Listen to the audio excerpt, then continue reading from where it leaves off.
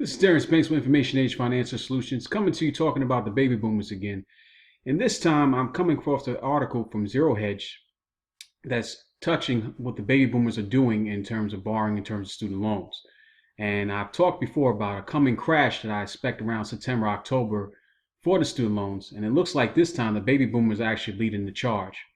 If you're not familiar with Zero Hedge, I would encourage you to get familiar with it. It's a great site. It puts real information out there and something that you need to be aware of. And I'm just going to cover a couple things about the article, and I encourage you to read this by Tyler Durden. This was back in April 24th, take about a week ago. Baby boomers borrowed $100 billion in student loans for their children, and now defaults are soaring. So right here, we're seeing again the issue with student loans coming about and the upcoming crash that we're expecting. It says, America's snowflake millennials aren't used to being told no, especially by their parents. Good commentary right there. Perhaps that's why, as we pointed out a few days ago, more millennials than ever are now living at home with mom, and roughly 1/4 of them don't even both to enroll in classes and or find a job. Now, I'm going to cover that article in a second. That's definitely interesting in itself. But back to the thing about the baby boomers. Unfortunately, rather than making some difficult decisions about affordability and or forcing the kids to pay their own education, baby boomers have incurred nearly $100 billion in student loans. The reason why this is important is because that generation is primarily receiving their income from retirement funds, Social Security, 401ks, pensions, and the like. And their baby boomers usually on the decline in terms of their spending pattern. So the one way to keep up the economy going is by baby boomers, borrowing in terms of student loans and stuff like that. Again, that population makes up a large part of the middle class because it's almost 74.5 to 75 million of them. Look at this. Parent Plus, created by Congress in 1980, allows parents to borrow to cover tuition and living expenses, often after their children borrow the maximum in the undergraduate federal loans, capped by law at $5,500 a year for freshmen, $6,500 for sophomores, and $7,500 for juniors and seniors. There's no limit to how much parents can borrow. No limit to how much parents can borrow. So, with no limits in place, there'll be no financial prudence because, as you see, they were allowed to borrow $100 billion at the worst point of time of their life to help their kids with that worthless piece of paper, because the idea of getting a college education is based on an upcoming, ever-improving market where technology and jobs are going to be plentiful. And technology is actually moving to things where most jobs are becoming automated.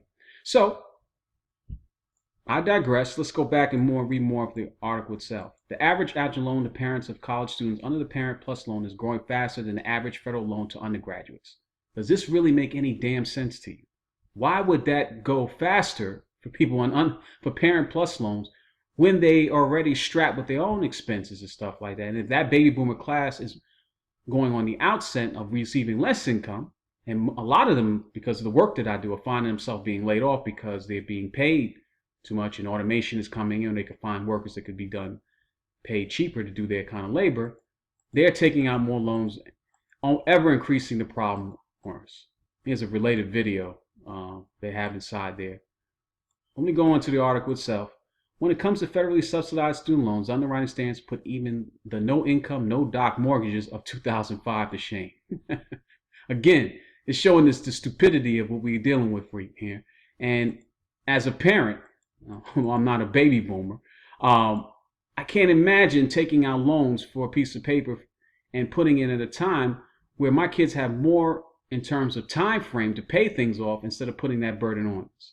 McPherson was able to secure $100,000 in student loans for her son and herself to attend a trade school despite her shaky credit and unemployment. Only the federal government will give people loans who have shaky credit and unemployment. Does that even make any financial sense to you? Adding insult to injury for taxpayers, at least, McPherson has already refinanced her loans into one of Obama's income-driven plans. Now, I'm in that student loan space.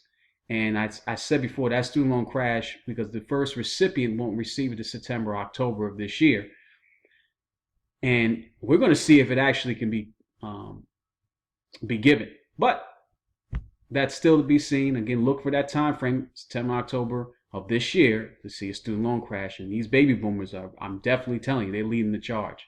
Sherry McPherson took out Parent Plus debt in 2006 so her son could enroll in a 7-month certificate program at a Seattle for-profit school that teaches commercial driving.